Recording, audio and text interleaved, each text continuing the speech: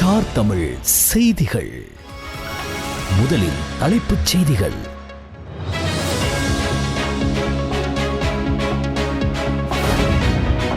இலங்கை சுங்கத்தில் காலத்திற்கேற்றவாறு கட்டமைப்பு ரீதியிலான மறுசீரமைப்புகள் மேற்கொள்ளப்பட வேண்டும். ஜனாதிபதி அனுரகுமார் திசாநாயக்க தெரிவிப்பு.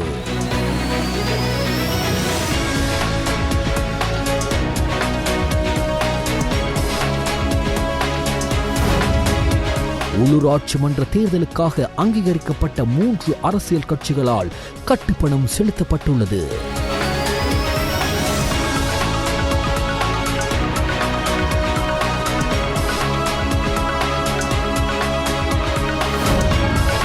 கொட்டாஞ்சேனை போலீஸ் நிலைய பொறுப்பதிகாரிக்கு கொலை மிரட்டல்.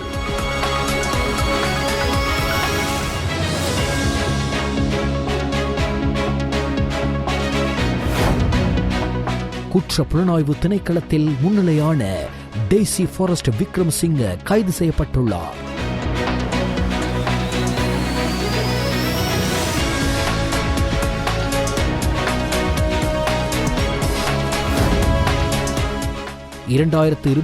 இருந்தே நாடு மிகவும் இக்கட்டான நிலையை எதிர்கொள்ளும் எதிர்க்கட்சித் தலைவர் சஜித் பிரேமதாச எதிர்வு கூறல்.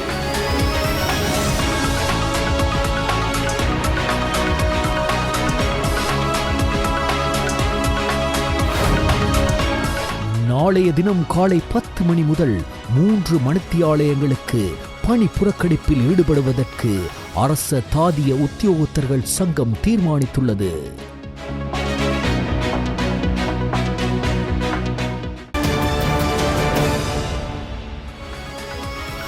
உள்நாட்டுச் செய்திகள். காலத்திற்கேற்ற நிறுவன கட்டமைப்பை உருவாக்க இலங்கை சுங்கத்திற்குள் கட்டமைப்பு ரீதியான மறுசீரமைப்பு மேற்கொள்ளப்படும் என்று ஜனாதிபதி அனுரகுமார் திசாநாயக்க தெரிவித்தார். 2025 வரவு செலவு திட்டம் மற்றும் நிறுவன மறுசீரமைப்பு தொடர்பாக இலங்கை சுங்கத்தின் உயர் அதிகாரிகளுடன் இன்று ஜனாதிபதி செயலகத்தில் நடைபெற்ற கலந்துரையாடலின் போதே ஜனாதிபதி அனுரகுமார் திசாநாயக்க இவ்வாறு தெரிவித்தார். சுங்கத்தின் செயற்திறனின்மை, மோசடி, ஊழல் மற்றும் பொதுமக்களிடையே காணப்படும் அதிருப்தி குறித்து இதன் போது கலந்துரையாடப்பட்டது. இதற்கு நிர்வாக திணைக்கள செயற்பாடுகளை விரைவுபடுத்த புதிய தொழில்நுட்பத்தை பயன்படுத்தி சேவைகளை சிறப்பாக வழங்குவதற்கான திட்டங்கள் குறித்தும் கவனம் செலுத்தப்பட்டது. திணைக்களத்திற்கான புதிய மறுசீரமைப்பு திட்டங்கள் குறித்து இதன் போது கலந்துரையாடப்பட்டதுடன் இலங்கை சுங்கத்தில் காணப்படும் முறைகேடுகளை அகற்ற கடுமையான சட்டங்களை எடுக்குமாறு ஜனாதிபதி அனுரகுமார் திசாநாயக்க அதிகாரிகளுக்கு பணிப்புரை விடுத்தார். உள்ளூராட்சி மன்ற தேர்தலுக்காக அங்கீகரிக்கப்பட்ட 3 அரசியல் கட்சிகளால் கட்டுப்பணம் செலுத்தப்பட்டுள்ளது. அத்துடன் 19 சுயேட்சை குழுக்களும் கட்டுப்பணம் செலுத்தியுள்ளதாக தேர்தல்கள் ஆணைக்குழு தெரிவித்துள்ளது. கண்டி, கொழும்பு, கம்பஹா, ரத்னபுரி, அம்பாரா ஆகிய மாவட்டங்களில் கட்டுப்பணம் செலுத்தப்பட்டுள்ளது. உள்ளூராட்சி மன்ற தேர்தலுக்கான கட்டுப்பணம் செலுத்தும் நடவடிக்கை நேற்று முன்தினம் முதல் ஆரம்பமாகின. எதிர்வரும் 19ஆம் தேதி வரை கட்டுப்பணம் ஏற்றுக்கொள்ளப்படும் என தேர்தல்கள் ஆணைக்குழு தெரிவித்துள்ளது. எனினும் எதிர்வரும் 8, 9, 13, 15, 16 திகதிகளில் கட்டுப்பணம் ஏற்றுக்கொள்ளப்பட மாட்டாது என ஆணைக்குழு தெரிவித்துள்ளது.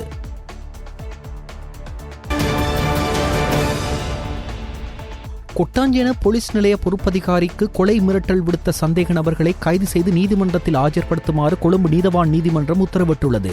மோதர நிபுண என்ற தன்னை அறிமுகப்படுத்திக் கொண்ட ஒரு நபர் கொட்டாஞ்சேன போலீஸ் நிலைய பொறுப்பதிகாரிக்கு கொலை மிரட்டல் விடுத்திருந்தார். கடந்த பிப்ரவரி மாதம் 21ஆம் தேதி இரவு கொட்டாஞ்சேன கல்பொத்த சந்தியில் அமைந்துள்ள வர்த்தக நிலையம் ஒன்றின் உரிமையாளர் மோட்டார் சைக்கிளில் வந்த இருவரால் சுட்டுக் கொல்லப்பட்டார். பின்னர் போலீசார் அதே நாளில் தப்பியோடிய துப்பாக்கிச் சூட்டு நடத்திய இருவரையும் கைது செய்து துப்பாக்கிச் சூட்டுக்கு பயன்படுத்தப்பட்ட துப்பாக்கியையும் மீட்டனர். விசாரணைகளை தொடர்ந்து துப்பாக்கிச் சூடு நடத்தியவர்களை போலீசார் மட்டக்குளியவில் உள்ள காக்கைத்தீவு பகுதியில் மறைத்து வைக்கப்பட்டிருந்த துப்பாக்கியை அடையாளம் காட்ட அழைத்துச் சென்றனர். அப்போது போலீஸ் அதிகாரிகள் மீது துப்பாக்கிச் சூடு நடத்தியவர்கள் தாக்குதல் நடத்த முற்பட்ட போது போலீசார் நடத்திய துப்பாக்கிச் சூட்டில் இருவரும் கொல்லப்பட்டனர். இந்த சம்பவம் கடந்த 22ஆம் தேதி அதிகாலை இடம்பெற்றதுடன் சம்பவம் இடம்பெற்ற சிறிது நேரத்தில் கொட்டாஞ்சேன போலீஸ் நிலைய பொறுப்பதிகாரி கோசல லியனாராட்சிக்கு உள்ளூர் தொலைபேசி எண்ணிலிருந்து அழைப்பு வந்ததாக போலீசார் தெரிவித்தனர். மோதர நிபுண என்று கூறிக்கொண்டு அழைப்பை மேற்கொண்ட நபர், நீங்கள் கம்பஹாவில் போட்ட விளையாட்டை இங்கே போட முடியாது, நல்லதாகவா அல்லது கெட்டதாகவா இருக்க வேண்டும் என்று கூறியிருந்தார். அதைத் தொடர்ந்து கொட்டாஞ்சேன போலீசார் குறித்த கொலை மிரட்டல் தொடர்பில் புதுக்கட மேலதிக நீதவான் பவித்ரா சஞ்சீவனி பத்திராஜவிடம் நேற்று முன்வைத்த நிலையில் சந்தேக நபர்களை உடனடியாக கைது செய்யுமாறு போலீசாருக்கு உத்தரவிட்டார்.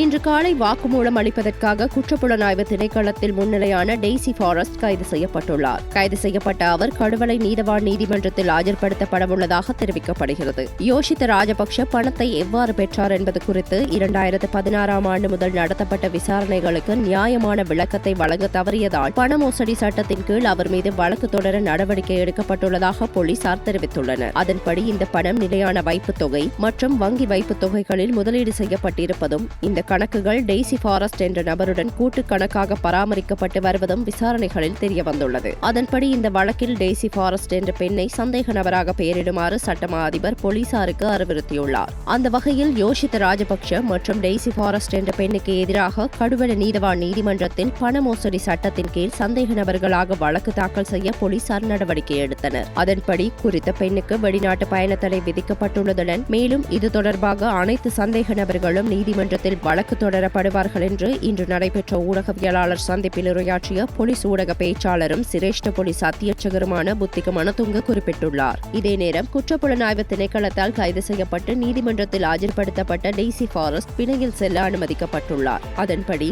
அவர் தலா 5 மில்லியன் ரூபாய் பெறுமதியான 3 சரீர பிணைகளில் விடுவிக்க கடுவலை நீதவான் நீதிமன்றம் உத்தரவிட்டுள்ளது.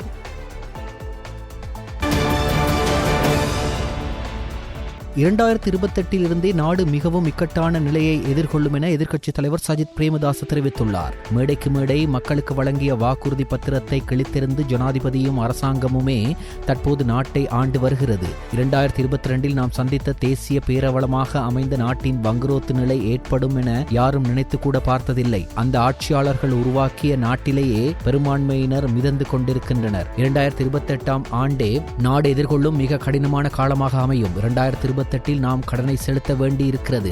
இதற்கு தேவையான பணம் நாட்டில் கையிருப்பில் இருக்க வேண்டும் என எதிர்க்கட்சித் தலைவர் சஜித் பிரேமதாச தெரிவித்தார். கலனி தேர்தல் தொகுதியில் நேற்று இடம்பெற்ற மக்கள் சந்திப்பில் கலந்து கொண்டு உரையாற்றும் போதே எதிர்க்கட்சித் தலைவர் சஜித் பிரேமதாச இவ்வாறு தெரிவித்தார். போதகர் ஜெரோம் பெர்னாண்டோ மீது விதிக்கப்பட்ட வெளிநாட்டு பயண தடை நீக்கப்பட்டுள்ளது. அவருக்கு எதிரான வழக்கு இன்று கோட்டை நீதவான் நீதிமன்றத்தில் விசாரணைக்கு எடுத்துக் கொள்ளப்பட்ட போதே இந்த தடை நீக்கப்பட்டுள்ளது. மத நல்லிணக்கத்திற்கு இடையூறு விளைவிக்கும் வகையில் கருத்துக்களை வெளியிட்டதாக தொடரப்பட்ட வழக்கில் போதகர் ஜெரோம் பெர்னாண்டோவுக்கு நீதிமன்றம் முன்னர் வெளிநாட்டு பயண தடை விதித்திருந்தமை குறிப்பிடத்தக்கது. மேலதிக நேர கொடுப்பனவு குறைக்கப்பட்டமைக்கு எதிர்ப்பு தெரிவித்து நாளைய தினம் காலை 10 மணி முதல் 3 மணித்தியாலங்களுக்கு பணிப்புறக்கணிப்பில் ஈடுபடுவதற்கு அரசு தாதிய உத்தியோகத்தர்கள் சங்கம் தீர்மானித்துள்ளது. கொழும்பில் இடம்பெற்ற ஊடக சந்திப்பில் இதனை தெரிவித்த அந்த சங்கத்தின் ஒருங்கிணைப்பாளர் சமன் ரத்னபிரிய குறித்த காலப்பகுதியினுள் சகல வைத்தியசாலைகளுக்கு முன்பாக தங்களது சங்கத்தினர் ஆர்ப்பாட்டத்தில் ஈடுபடவுள்ளதாக தெரிவித்தார். வைத்தியர்களுடனான கலந்துரையாடலிலும் கூட அவர்கள் கோரிய கொடுப்பனவை வழங்குவதற்கான நடவடிக்கை எடுப்பதற்கு அரசாங்கம் தவறியுள்ளதாக அறிய முடிகிறது. எனவே தங்களுக்கு நியாயமான கொடுப்பனவுகள் வழங்க வேண்டும் என கோரி நாளைய தினம் 3 மணி நேர பணிப்புறக்கணிப்பை முன்னெடுப்பதற்கு தீர்மானித்துள்ளதாக அரசு தாதிய உத்தியோகத்தர்கள் சங்கத்தின் ஒருங்கிணைப்பாளர் சமன் ரத்னபிரிய தெரிவித்துள்ளார். குற்றப்புலனாய்வு திணைக்களத்தில் முன்னிலையான எரிபொருள் விநியோகஸ்தர்கள் சங்கத்தின் துணைத் தலைவர் குசும் சந்தநாயக்க மற்றும் சாந்த சில்வா உள்ளிட்ட பணிப்பாளர்கள் குழு குற்றப்புலனாய்வு திணைக்களத்திலிருந்து வெளியேறியுள்ளனர். இதன்போது அவர்கள் சுமார் 5 மணி நேரம் வாக்குமூலம் வழங்கியுள்ளதாக தெரிவிக்கப்படுகிறது. அரசாங்கத்தை அவமானப்படுத்தும் நோக்கில் எரிபொருள் விநியோக நடவடிக்கைகளை சீர்குலைக்க இந்த பிரதிநிதிகள் முயற்சிப்பதாக குற்றப்புலனாய்வு திணைக்களத்திற்கு முறைப்பாடு ஒன்று கிடைக்கப்பெற்றிருந்தது. அதன்படி இந்த குழுவை குற்றப்புலனாய்வு திணைக்களத்தில் ஆஜராகுமாறு அறிவிக்கப்பட்டிருந்தமை குறிப்பிடத்தக்கது. யாழ்ப்பாணத்தில் தனிமையில் வசித்து வந்த நபர் ஒருவர் அவரது வீட்டில் இருந்து சடலமாக கண்டெடுக்கப்பட்டுள்ளார். மருதடி வீதியைச் சேர்ந்த வசந்தன் என்பவரை இவ்வாறு சடலமாக மீட்கப்பட்டுள்ளார் எனவும் இவர் குடும்ப பிரச்சினை காரணமாக தனிமையில் வசித்து வந்துள்ளார் எனவும் போலீசார் தெரிவித்துள்ளனர். இந்நிலையில் இதுகுறித்த மேலதிக விசாரணைகளை போலீசார் முன்னெடுத்து வருகின்றனர்.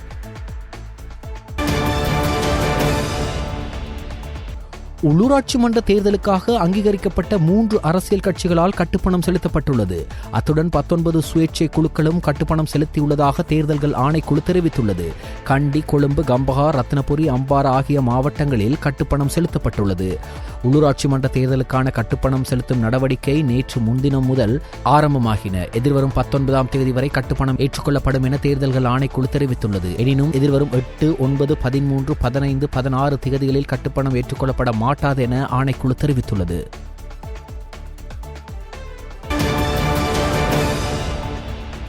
திட்டமிட்ட குற்றவாளியான சஞ்சீவகுமார சமரரத்ன எனப்படும் கணேமுள்ள சஞ்சீவ சுட்டுக் கொல்லப்பட்ட சம்பவத்தின் முக்கிய சந்தேக நபரான பெண்ணை கைது செய்வதற்கு சரியான தகவல்களை வழங்குபவர்களுக்கு 1.2 மில்லியன் ரூபாய் ரொக்க பரிசு வழங்கப்படும் என்று போலீஸ் தலைமையகம் தெரிவித்துள்ளது. போலீஸ் ஊடகப் பிரிவு வெளியிட்டுள்ள அறிக்கையில் இந்த விடயம் தெரிவிக்கப்பட்டுள்ளது. பிப்ரவரி 19ஆம் தேதி புதுக்கடையில் உள்ள புதுக்கடை இலக்கம் 5 நீதவான் நீதிமன்றத்திற்குள் கணேமுள்ள சஞ்சீவ என்ற ஒரு ஒழுங்கமைக்கப்பட்ட குற்றவாளி சுட்டுக் கொல்லப்பட்டார். இந்த துப்பாக்கி சூட்டை நடத்திய துப்பாக்கிதாரிக்கு உதவிய மற்றும் உடந்தையாக இருந்த முக்கிய சந்தேக நபர் இஷாரா செவ்வதி என்ற 25 வயதுடைய பெண்ணாவார். துப்பாக்கி சூடு நடந்த நாளில் இருந்து அவர் இருக்குமிடம் குறித்து சரியான தகவல்கள் எதுவும் இல்லாததால் சந்தேக நபரை கைது செய்வதற்கு சரியான தகவல்களை வழங்குபவர்களுக்கு ரூபாய் 1.2 ரொக்க பரிசு வழங்க போலீஸ் தலைமையகம் முடிவு செய்துள்ளது. தகவல்களை வழங்குபவர்களின் ரகசியத்தன்மையை பாதுகாக்க இலங்கை போலீஸ் நடவடிக்கை எடுக்கும் என்றும் தெரிவிக்கப்பட்டுள்ளது. இந்த கொலை சம்பவம் தொடர்பில் கொழும்பு குற்றப்பிரிவு விசாரணைகளை மேற்கொண்டு வருகின்றது.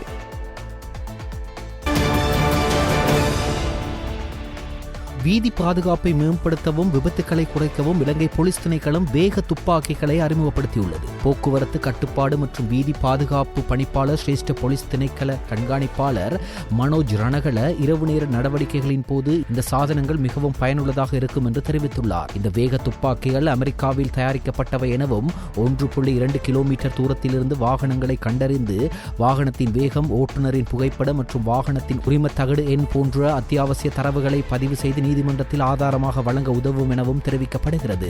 இந்த துப்பாக்கிகளில் 35 சாதனங்கள் போலீஸ் திணைக்களத்திற்கு விநியோகிக்கப்பட்டுள்ளதுடன் மேலதிகமாக 15 சாதனங்கள் விரைவில் இறக்குமதி செய்யப்படும் என்று எதிர்பார்க்கப்படுகிறது. ஒவ்வொரு சாதனமும் அரசாங்கத்திற்கு 3.3 மில்லியன் ரூபாய் செலவாகிறது. நாட்டில் போக்குவரத்து விபத்துக்களுக்கு அதிக வேகம் ஒரு முக்கிய காரணம் என்றும் இதன் விளைவாக தினமும் 8 முதல் 10 பேர் உயிரிழப்பதால் இந்த பிரச்சனையை தணிப்பதற்கும் அனைவருக்கும் பாதுகாப்பான வீதிகளை உறுதி செய்வதற்கும் இந்த வேக துப்பாக்கிகளை அறிமுகப்படுத்துவது ஒரு முன்னெச்சரிக்கை நடவடிக்கையாகும் என தெரிவிக்கப்பட்டுள்ளது.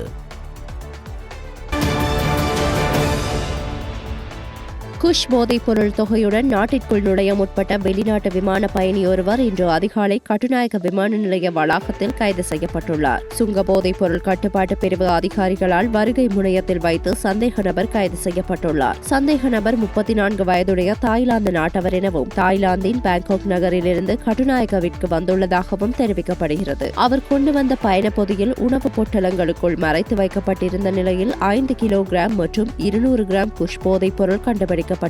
இதன் மதிப்பு சுமார் 52 மில்லியன் ரூபாய் என தெரிவிக்கப்படுகிறது. இந்த சம்பவம் தொடர்பாக மேலதிக விசாரணைகளுக்காக சந்தேக நபர் கட்டுநாயக்க விமான நிலைய போலீஸ் போதைப் பொருள் பிரிவு அதிகாரிகளிடம் ஒப்படைக்கப்பட்டுள்ளார். சட்டவிரோதமாக நாட்டிற்கு கொண்டுவரப்பட்ட 1.8 மில்லியன் ரூபாய் பெறுமதியான உடலை பொலிவூட்ட பயன்படுத்தப்படும் விட்டமின்கள் அடங்கிய 179 டின் பால்மாவுடன் 2 பேர் கைது செய்யப்பட்டுள்ளனர். இன்று காலை விமான நிலைய சுங்க அதிகாரிகள் குழுவினால் அவர்கள் கைது செய்யப்பட்டனர். சந்தேக நபர்களில் ஒருவர் நீர்கொழும்பை சேர்ந்தவர் என்றும் மற்றையவர் கொழும்பு கொட்டாஞ்சேனையை சேர்ந்தவர் என்றும் தெரிய வந்துள்ளது. இன்று காலை மலேசியாவில் இருந்து வந்த விமானத்தில் இருவரும் கட்டுநாயக்க விமான நிலையத்தை வந்தடைந்தனர். மனித நுகர்வுக்கு ஏற்றதாக இருக்க வேண்டும் என்பதற்காக தேசிய ஊடகங்கள் அதிகார சபையின் அனுமதி இல்லாமல் இந்த பால்மா தொகை நாட்டிற்கு கொண்டுவரப்பட்டதாக தெரிவிக்கப்படுகிறது. கட்டுநாயக்க விமான நிலைய சுங்க அதிகாரிகள் சந்தேக நபர்கள் இருவரையும் தடுத்து வைத்து விசாரணைகளை முன்னெடுத்துள்ளதாக தெரிவிக்கப்படுகிறது.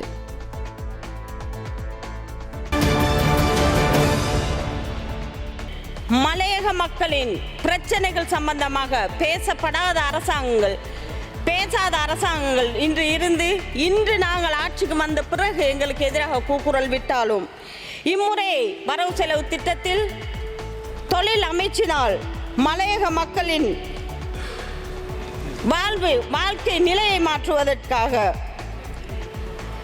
சென்ற 2023ஆம் வருடத்திலும் மலையக மக்களுக்காக ஒதுக்கப்பட்டிருந்தது 10,068 மில்லியன் ரூபாய். ஆனால் நான் மிகவும் ஆடம்பரமாக கூறுகின்றேன், எமது தொழில் அமைச்சினால், NPP அரசாங்கத்தினால், தேசிய மக்கள் சக்தி அரசாங்கத்தினால் இம்முறை வரவு செலவு திட்டத்தில் மலையக மக்களின் கல்வி, சுகாதார, உட்கட்டமைப்பு சகல பிரச்சனைகளையும் தீர்ப்பதற்காக 16,738 மில்லியன் ரூபாய் ஒதுக்கப்பட்டிருக்கின்றதை நான் மிகவும் ஆடம்பரமாக கூறுகின்றேன். அதனால் நான் மிகவும் விசேடமாக கூறுகின்றேன், ගරුමන්ත්‍රීතුමිය වෙලාව අවසන්. மிகவும் அவதானமாகவும் கூறுகின்றேன் எதிர்க்கட்சிக்கு, நீங்கள் கூக்குரலிடுவதற்கு முன்பு, நீங்கள் மலையக மக்கள் தொடர்பாக பேசுவதற்கு முன்பு உங்களது வரலாற்று ரீதியான நடைமுறையை பாருங்கள் என்று கூறிக்கொண்டு மலையக மக்களுக்கு மிகவும் அன்பாக கூறுகின்றேன், இந்த ஏமாற்று பேர்வழிகள் இன்றும் வந்து உங்களது பிரச்சனைகளை பேசுவார்கள், ஆனால் உங்களுக்கு தீர்வு கொடுக்க மாட்டார்கள். 76 வருட காலம் இதைத்தான் செய்தார்கள். அதனால் எதிர்வரும் காலங்களில் உங்கள் தேவையை பூர்த்தி செய்வதற்கான வேலை திட்டங்களை தேசிய மக்கள் சக்தி அரசாங்கம் நாங்கள் முன்னெடுப்போம் என்று கூறிக்கொண்டு விடைபெறுகின்றேன். நன்றி. இந்திய பிரதமர் நரேந்திர மோடி எதிர்வரும் ஏப்ரல் மாதம் முதல் வாரத்தில் இலங்கைக்கு விஜயம் செய்ய உள்ளதாக இந்திய ஊடகங்கள் செய்தி வெளியிட்டுள்ளன. இருப்பினும் இந்திய பிரதமர் நாட்டிற்கு வருகை தருவார் என்று இந்திய உயர்ஸ்தானிகர் ஆலயமும் கடந்த ஜனவரி மாதம் அறிவித்திருந்தது. ஆனால் விஜயம் குறித்த திகதி எதுவும் அறிவிக்கப்படவில்லை.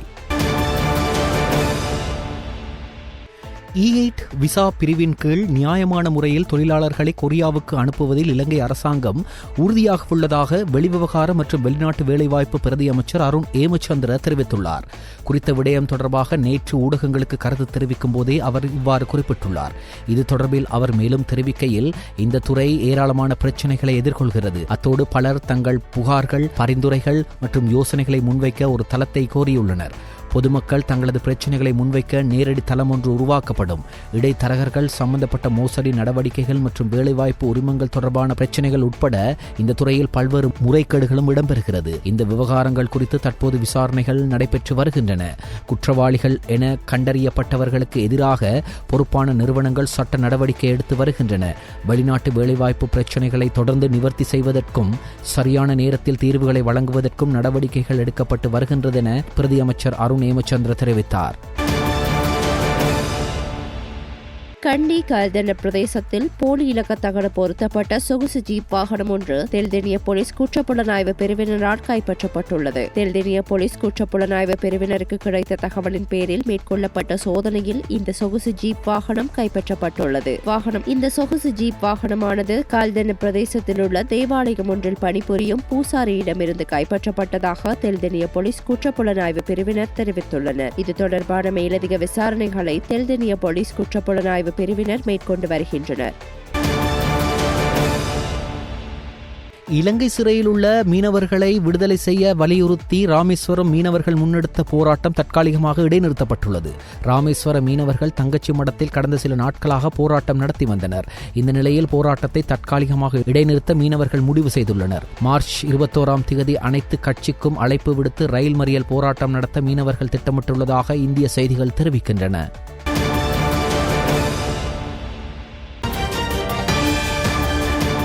செய்திகள் தொடர்கின்றன. வெளிநாட்டு செய்திகள். பாகிஸ்தானின் வடமேற்கில் கைபர் பக்துன்குவா மாகாணத்தில் பன்னு என்ற பகுதியில் உள்ள ராணுவ வளாகம் மீது நடத்தப்பட்ட குண்டு தாக்குதல் மற்றும் துப்பாக்கி சூட்டில் 15 பேர் பலியாகியுள்ளனர். இந்த தாக்குதலில் பொதுமக்களில் 9 பேர் உயிரிழந்துள்ளதோடு 20 பேர் காயமடைந்துள்ளனர். அதேவேளை இந்த தாக்குதலில் 8 வீடுகள் அந்த பகுதியில் சேதமடைந்துள்ளன. இதனைத் தொடர்ந்து தீவிரவாதிகள் 12 பேர் குறித்த ராணுவ வளாகத்தினுள் புகுந்து செல்ல முயன்றனர். அதனை தடுத்து ராணுவத்தினர் நடத்திய துப்பாக்கி சூட்டில் 6 தீவிரவாதிகள் உயிரிழந்துள்ளனர். இந்த தாக்குதலுக்கு ஹபீஸ் குல் பகதூர் குழு பொறுப்பேற்றது. 2001ஆம் ஆண்டு முதல் அமெரிக்கா தலைமையிலான நோட்டா கூட்டணி படைக்கு எதிரான போரில் ஆப்கானிஸ்தான் தலிபானுக்கு ஆதரவாக இந்த குழு செயற்பட்டு வருகிறது.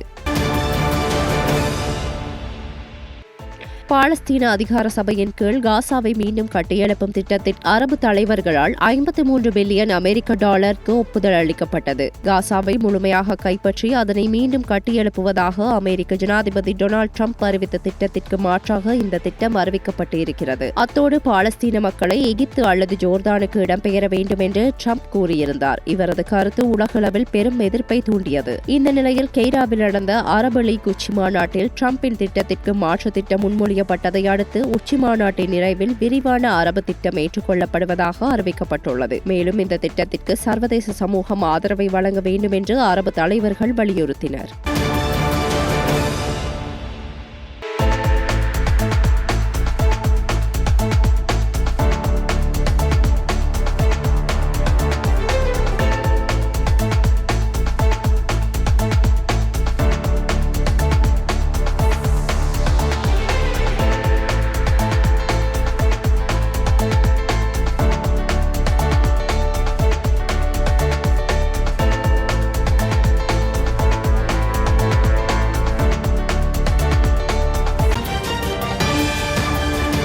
இடைவேளைக்கு பின்னர் செய்திகள் தொடரும்.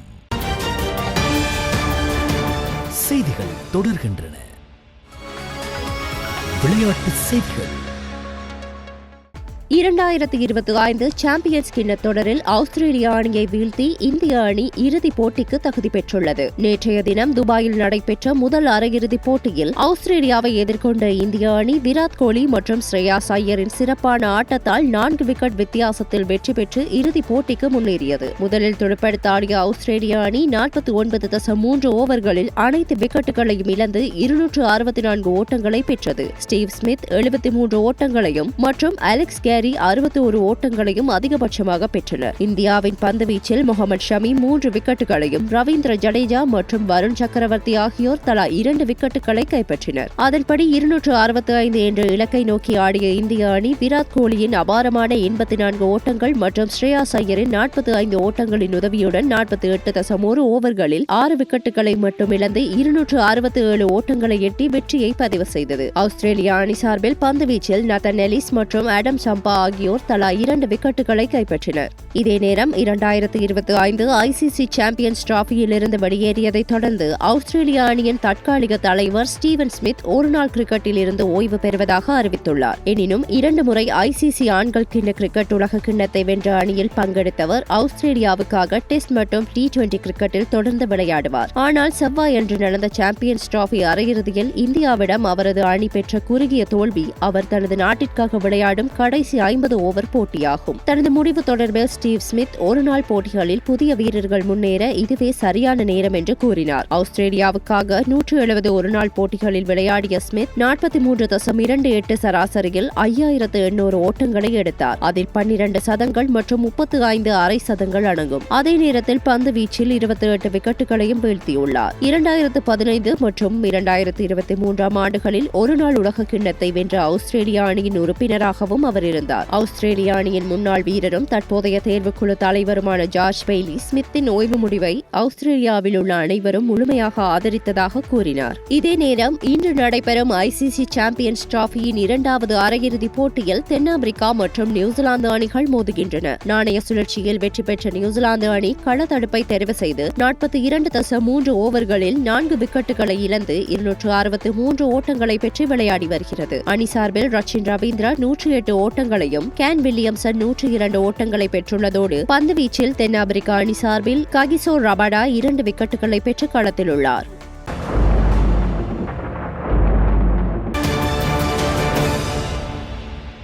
காலி, மாத்திர, களுத்துறை மற்றும் ரத்தினபுரி மாவட்டங்களில் இன்று மாலை அல்லது இரவு நேரங்களில் மழை அல்லது இடியுடன் கூடிய மழை பெய்யக்கூடும் என்று வளிமண்டலவியல் திணைக்களம் எதிர்வு கூறியுள்ளது.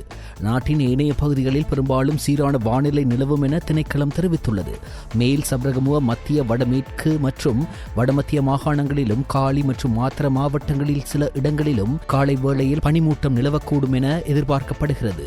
இடியுடன் கூடிய மழை பெய்யும் வேளைகளில் அப்பிரதேசங்களில் தற்காலிகமாக பலத்த காற்று வீசக்கூடும். மின்னல் தாக்கங்களினால் ஏற்படக்கூடிய பாதிப்புகளை குறைத்துக் கொள்ள தேவையான முன்னெச்சரிக்கை நடவடிக்கைகளை எடுத்துக் கொள்ளுமாறு பொதுமக்கள் அறிவுறுத்தப்படுகிறார்கள்.